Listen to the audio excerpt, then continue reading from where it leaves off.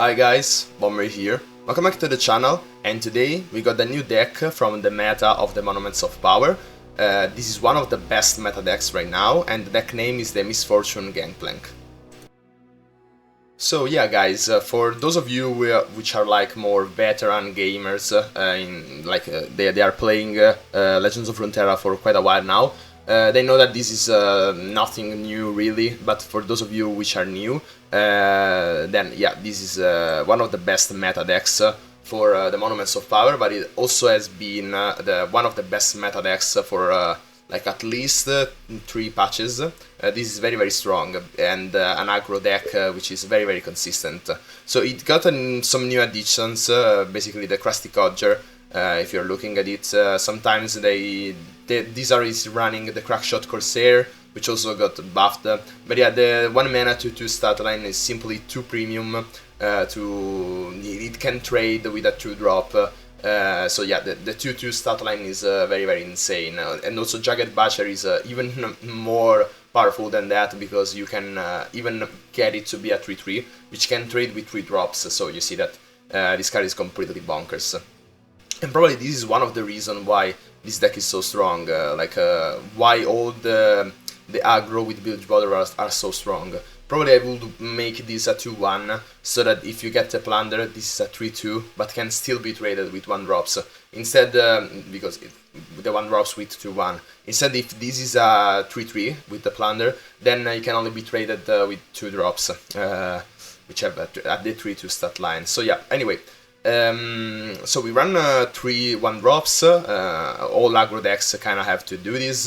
Legend Saboteur is the last one of them, also very strong, because this is basically a 3 attack, if you look at it, and the 1 attack is also, it does get past the block, and with this deck sometimes it's very important, because this is still useful late in the game, because you can get that 1 chip damage when needed, even like if this gets blocked by a very big unit, like against controls and stuff like that.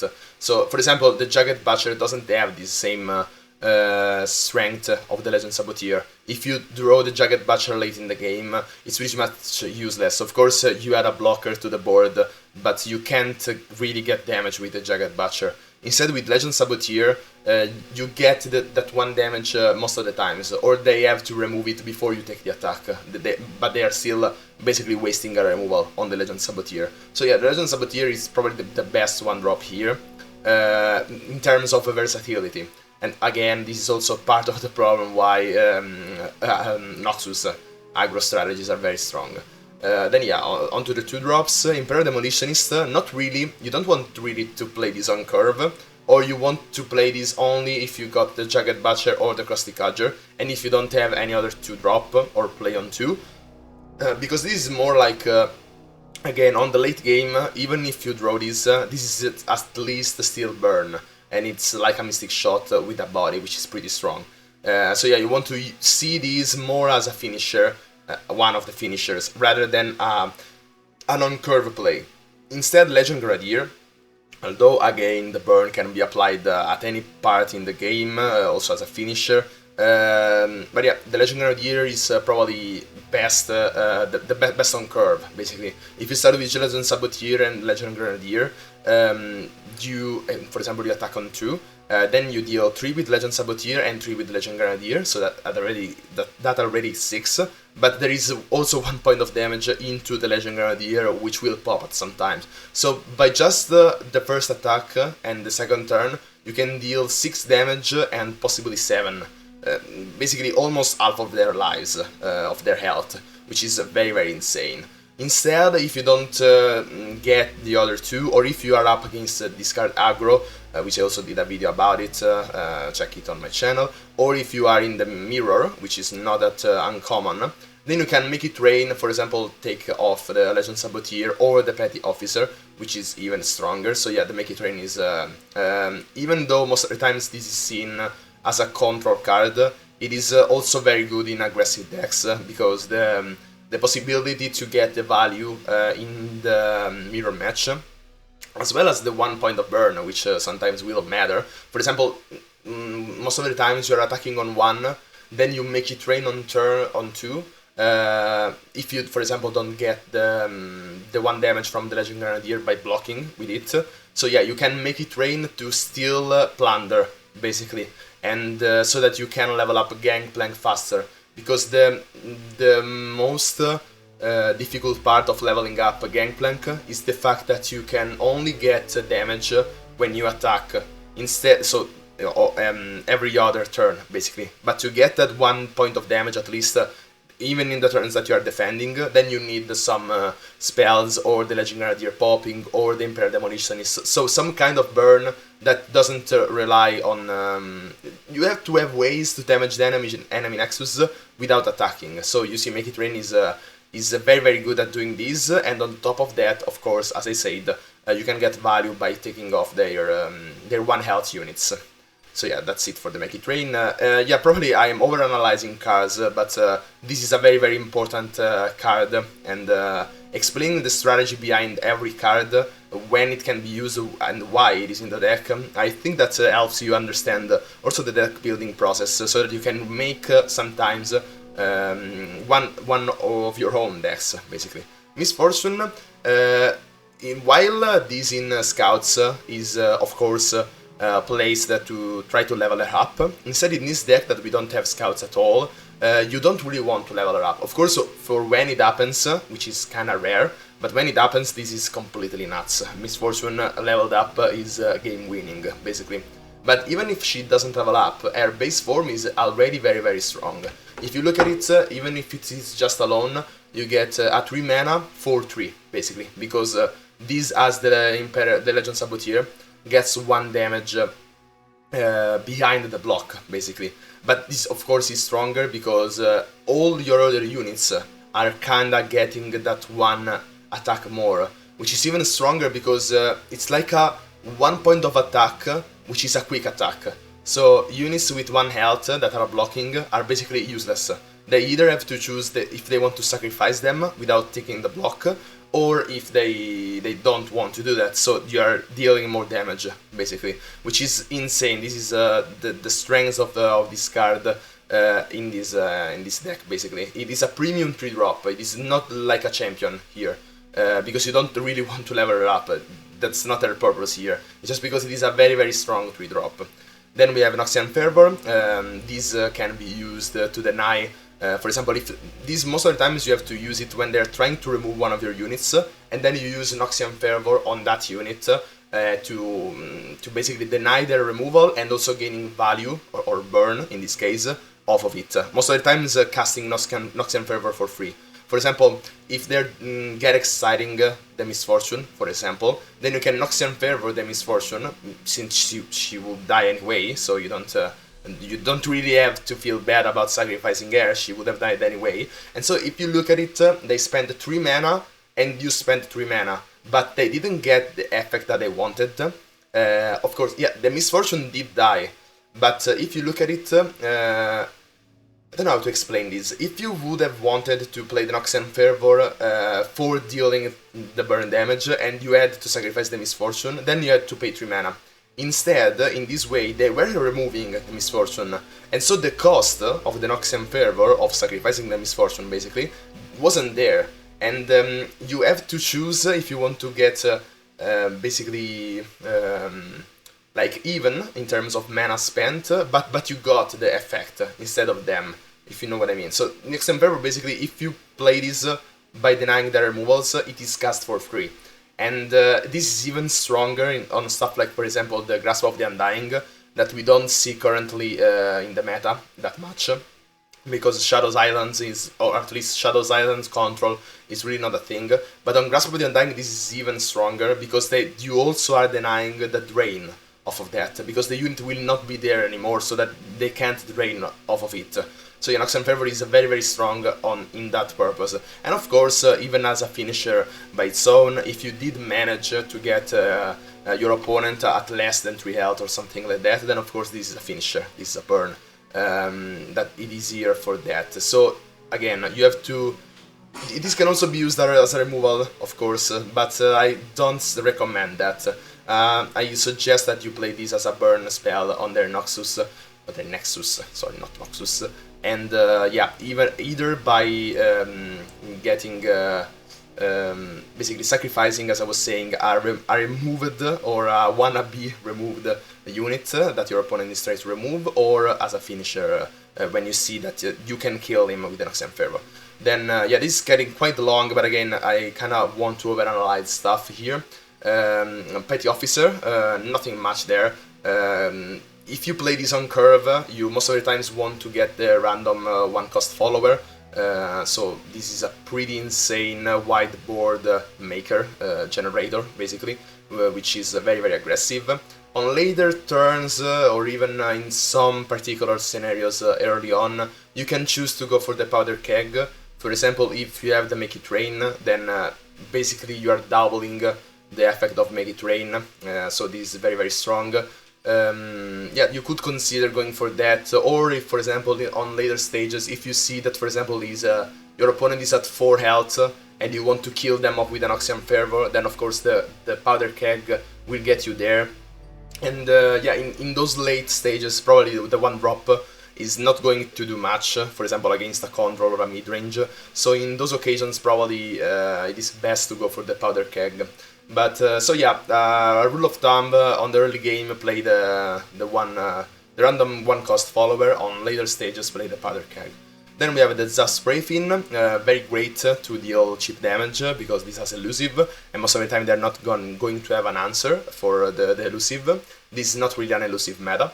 And also, of course, you are drawing your spells, and since you run only 2 spells, which cost 3 or less, you are 50% of the time getting an Oxygen Fervor. So you can practically look at this as a tutor for an Oxygen Fervor. This is a tutor for your finisher. In fact, most of the times you don't really want to play this on curve, unless you, of course, only have these. But this, again, is probably like one more copy of an Oxygen Fervor, or at least a card that gets you the Oxygen Fervor. You may look at this way, because it is not that efficient for mana. Of course, it is elusive, but it is not that efficient of a unit. Then we have Decimate, nothing much to say here, just to kill them off, you play Decimate. Of course, if you don't have any other play, then you can play this on 5 or 4 using Mana Spell.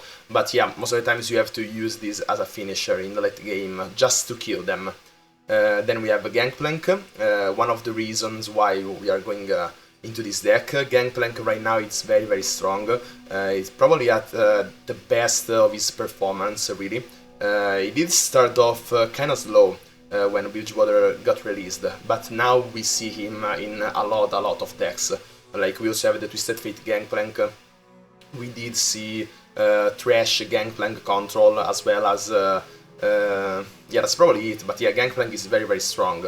Of course, you want to deal damage to the Nexus as many times as possible and level him up as fast as possible, but you don't need to make suboptimal plays just because you say, okay, this will get my Gangplank to level up faster.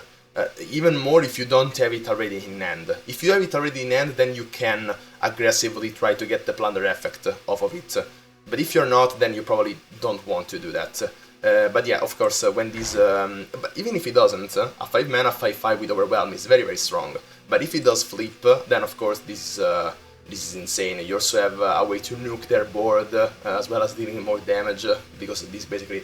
the blocker will have 1 less health, so this is like it has 1 more attack.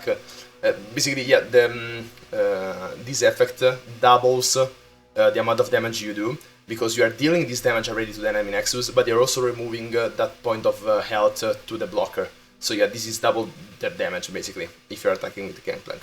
Very, very strong. Jack the Winner. Yeah, sorry, I removed one of them, but yeah, Jack the Winner, very, very strong card. He also got nerfed because of it. And yeah, it's a very efficient body, 5 mana 5/5, really can't complain about it. But of course you are getting the Sleep with the Fishes, which is basically a Mystic Shot every turn for free. You can even use this on the kegs, so that you don't really have to sacrifice your units. But yeah, even if you use the Sleep with the Fishes on Jack the Winner, you can use 2 of them, which most of the time is already... it's basically a Decimate for free. And it's most of the times like all you need. Then as a finisher, a very huge finisher, we have Captain Pharaon. If you manage to play this in the control match most of the times, then yeah, basically if they are under 12 point of damage, or like 12 health on the Nexus, then they lost, because getting 3 decimates will get you in that range, which is very strong. So yeah guys, that's it. This is probably one of my longest deck analysis on the deck, of course.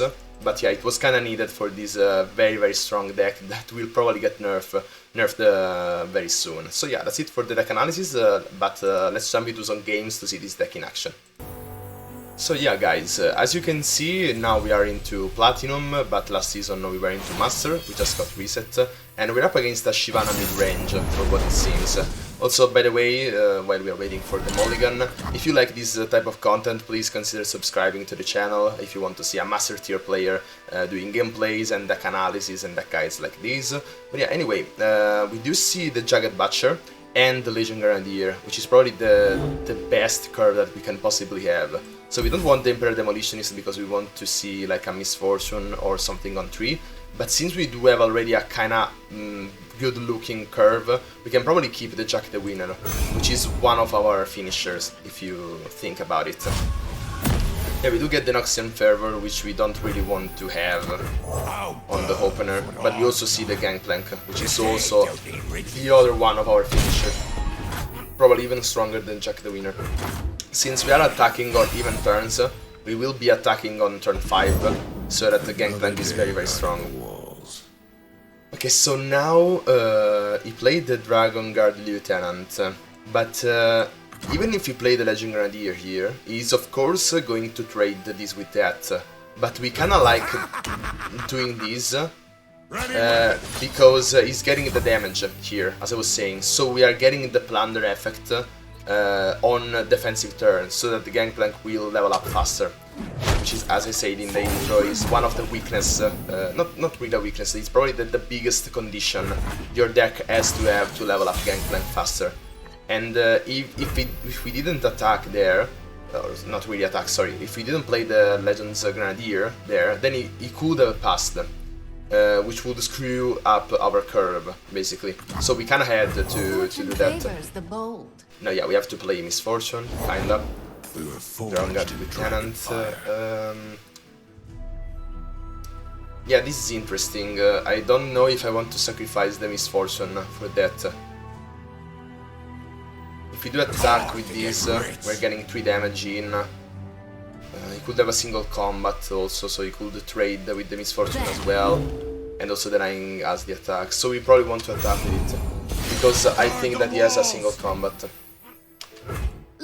Yeah, he could still have that, even if he didn't use that. It was important for him to remove the Misfortune, which he would have anyway next turn, even if he didn't block. So yeah, that was probably the best play, because we got more damage in, basically. Not really more damage in, because if you wanted to trade the Misfortune, that this was the same, but yeah. Anyway, Shyvana, we can't really block her, so we have to take it. Let's just play the Zap Spray Fin, so that, yeah, we gotta make it rain or stuff like that. Unfortunately, we can't really do anything against that. But the next turn with a Gangplank, things are going to change. So yeah, he did have a single combat, and this was his first card. So he could have done that the last turn. Now Shyvana is very close to leveling up already. But we can deny that with an Noxian Fervor. Although if we go to Gangplank here, which I kinda want to do, because we get the attack with it. Firebrand.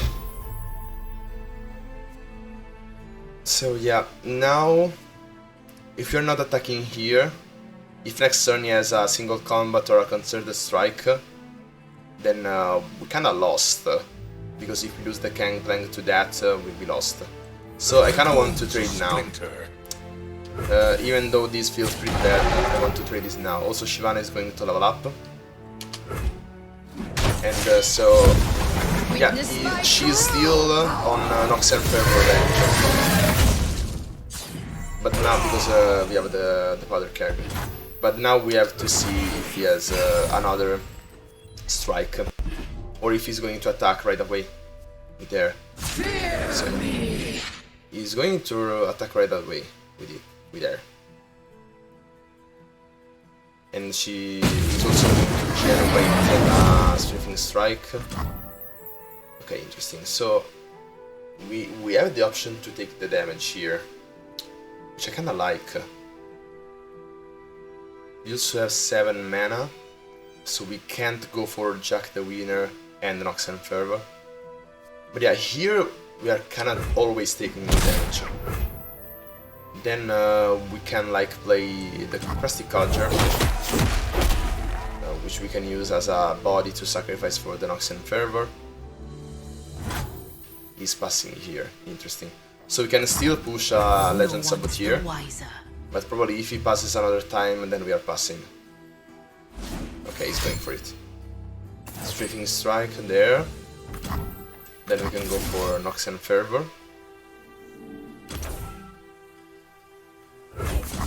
Or we can kill, not really. Only strike each other. Then, so yeah, we can also kill the Shyvana by sacrificing the Powder Keg, for example, which I kinda like. Let's see how this goes. He could have another single combat, but then this gets quite expensive for him. He has to trade the Powder Keg, basically. Or he can trade the... No, he can trade anything else with a single combat. Okay, so we are trading the Shyvana, which is pretty good, I would say. So yeah, now we got 4 attack in for free basically, but we can even push farther by playing the Jack the Winner, because with whatever he's developing, he has to block the Jack the Winner, and he still takes the 4 damage. But if he doesn't have anything to develop here, then we get even more damage in. So you see that right now he has to block the Jack the Winner, or he's taking an insane amount of damage. So even if he goes for the value trade here, I'm not quite sure about it. He could have gone for like blocking there and single combating some other stuff, so that then this gets a 5-6 basically. But then we had still the Make It Rain. So yeah, now he's going at 7. And we kinda do have a lethal here. It's up Sprayfin as well. Okay, Relentless Pursuit, interesting. Yeah, we want him to do that. We can use the Jagged Butcher as a blocker and sacrifice it with an Noxian Fervor. If he doesn't want to do that to resolve... Okay, he has a Strafing Strike. Interesting. This is interesting. We could do...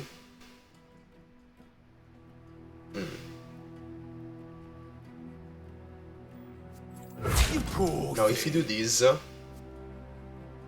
then he has to Strafing Strike to remove the Jagged Butcher basically. Or he will Strafing Strike to remove the Jack the Winner, and then we can use the Noxian Fervor. Which one is the best? Not getting our Jack the Winner be removed. Next turn is going to take the open attack.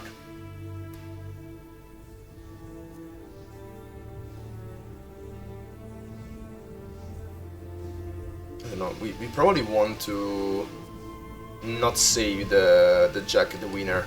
We want to trade the Shyvana. So we want to do this. If we went for the Strafing Strike on these, then we could have gotten the Noxian Fervor, which was quite insane. So yeah, now he has to choose if he wants to remove the Jack the Winner. Okay, Relentless Pursuit. That's interesting, because, yeah, Shyvana is going to survive, or we may kill her. She's also not that bad. Yeah, we basically block with Jack the Winner, and also deal the Noxian Fervor to this, and he doesn't have mana to do this. I don't know, yeah, I kinda want to remove her, because if not, then next turn he has a very good open attack. not game winning, but we don't really have blockers for this. So in this case, this is one of the rare scenario when we are as well on a clock there. There is a huge pressure on us, so we want kinda to remove this pressure. And then next turn we restart with a Zap Spray Fin, which will get the last Noxian Fervor, basically. Or a copy of Make It Rain, which is not that great there. So yeah, now there is a 66% chance of getting the Make It Rain. You know what? This is probably a greedy play into the Eclipse Dragon. So I don't really care if I'm not getting one more damage on another dragon, which is the greediest play that I could make here. But I do care a lot if he can't play the Eclipse Dragon, which is at 7 mana, which is discounted by 1 by Herald of Dragons, so that now he can play it. But if the Herald of Dragons gets removed, then he can't play that. So yeah, I want to remove the Herald of Dragons first, and then develop the blocker for whatever the dragon is going to play, which can't be the Eclipse Dragon. Also, yeah, Gangplank is leveling up. Dragon Shivana. We can take the damage here. So let's play Zap Spray Fin. Make it not the best. Yeah, we can take the damage here. I kinda like more to develop another attacker. We could have another single combat, removing that Zap Spray Fin, which is kind of bad. So now we are just one off lethal, basically. And the Zap Spray Fin is going to connect. We also have another blocker for the Shivana. So yeah, you see, right now we got lethal. I'm ready. Okay. Now where are they? Interesting. But yeah, we cannot attack with it. But yeah, he has to block this, and if he doesn't, he dies. But if he does, then he goes at 2. No, sorry, it goes at 1, and so the Make It Rain wins us the game. He could still have like a Guiding Touch, but we can block the Dragon Shivana with this, and also the Zap Spray Fin, and then this only deals 3, so we still got like a chance there, even if he does have the Guiding Touch. But I don't think that he runs, yeah, it's okay. He didn't run that, or he didn't have that in hand, he only had two cards in hand. So yeah, very, very close game, very, very intense. Well played, man. So yeah, guys, this was quite an intense game. I also did get my Prime Glory. I'm trying to qualify for the tournament of Legends of Runeterra at the end of the season, and I did that by using the discard aggro deck that I also made a video about, and this deck, the Misfortune Gangplank, mostly. So yeah, very, very strong deck. Probably the matchup that we had, it was not against one of the best meta deck currently in the meta, as I said, but still he played very, very well, that deck, and it was very, very close. But still we did get the win with chip damage and burn that this deck is all. Is basically the strength of this deck. So yeah, guys, again, if you want to see more content like this, please consider subscribing and also entering my Discord server, links are in the description. And so yeah, guys, that's it for this video. Hope you liked it and find it useful, and as always, see ya!